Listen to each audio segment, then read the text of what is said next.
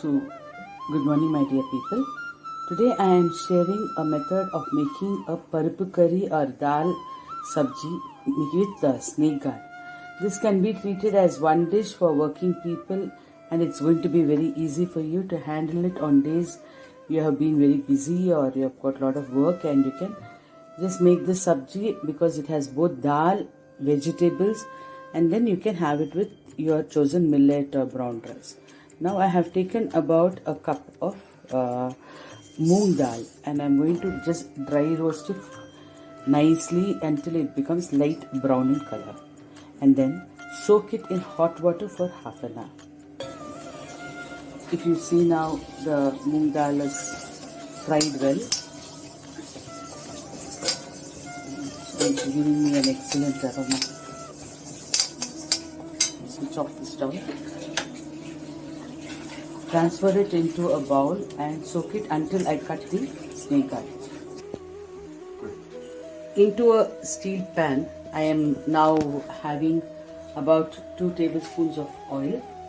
Now I add, this is cold pressed garnet oil. I did not do it in the iron kadai because I'll have to shift the vessel, and being summer in Bangalore, it gets spoiled by night. If it remains in this, it stays on. So I am adding mustard. I need to allow it to splatter. In the meantime, I have a little bit of curry leaves, about 1/4 spoon of pepper and 1/2 spoon of jeera, 2 red chilies as our spice levels are extremely low. Almost about, I bought about a kg of snake guard, but then after the seeds were all gone and all that, it could be about 3/4 kg. About 3 to 3 tablespoons of coconut to garnish. Now the mustard has spluttered nicely. Add it to the dal. Allow it to become golden brown. See, this is a steel kadai. I am keeping it in absolute sim because yesterday I made a lovely ridge guard goju and I forgot to keep it in sim, and as usual while multitasking I burnt the curry, which was so good, and I felt so awful about it. Anyway, now the mustard has spluttered, the urad dal is becoming brown. Adding just 2 red chilies, very small ones. I add a lot of things, and by the way, this is a sattvic food. Nowadays, I don't know, I'm loving sattvic food only. Now, it just has splattered nicely. I had shown you how to fry the moong dal. See, this is how it is, and now it is soaked for almost 45 minutes. It has soaked in hot water. Add the moong inside the kadai. Add water and bring it to boil. Don't add salt at this point of time. Give it little time to boil. Okay, so you see I'm also adding water. I now add little bit of hing. I will tell you when you can add salt. Little bit, let the dal boil, and then I will tell you when to add salt. Now into this moong dal, I am going to add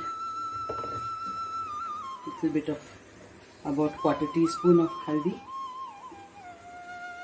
So today pepper is there as well as turmeric is there, so you know how well it takes the curcumin quality of turmeric with little bit of pepper.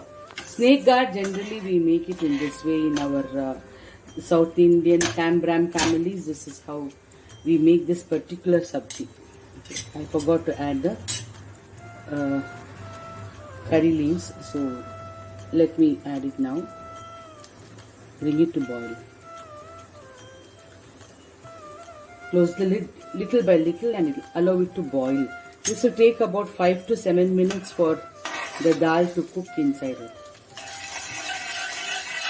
I have not added salt. If you see now,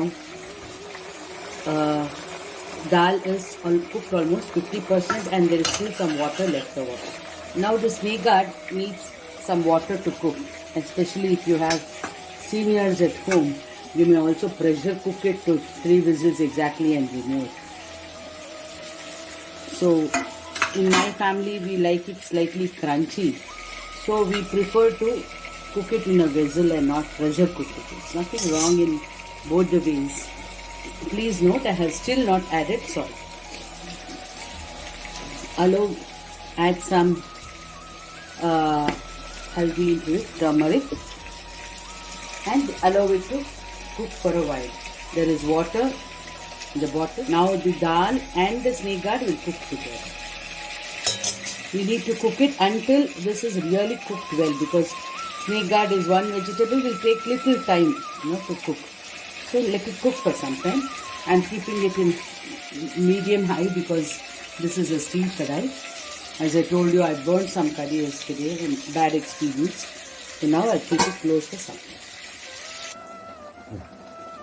If you're seeing now, the vegetable is cooking well, but it needs little more water. Just check for water and sprinkle water like this, about a glass of water like this, and allow it to cook for some more time.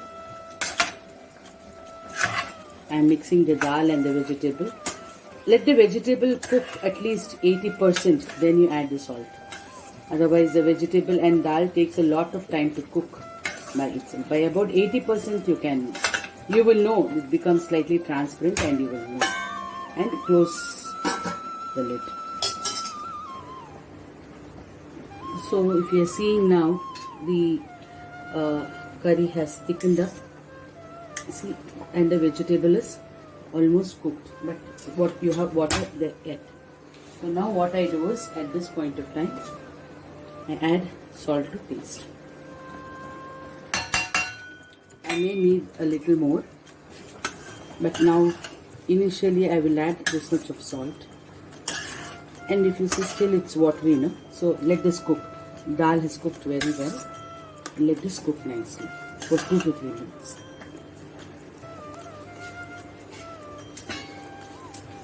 If you see now, the sabji is done well. It's slightly waterish, but after a while it thickens like any sabji. It's all done. Now in this stage, you can now add some, I told you, 1 tablespoon of teaspoon of jeera and half a teaspoon of pepper. There is a slight variation. If you're not a pepper jeera person, you can avoid it and just leave it with just 1 or 2 red chilies or more red chilies of your choice. But this gives an excellent aroma. Okay, so this is how it is. And at last, we add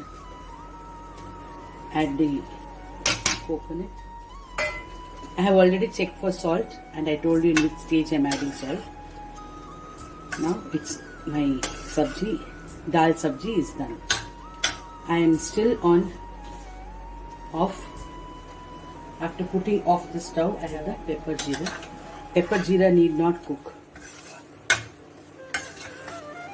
I hope this recipe is useful to the office goers. For me today, I have made vattakuழம்பு with eggplant and brinjal, but since it has very little proteins of groundnuts, I am having that also today. Can share the recipe in written if required. Thank you and good day.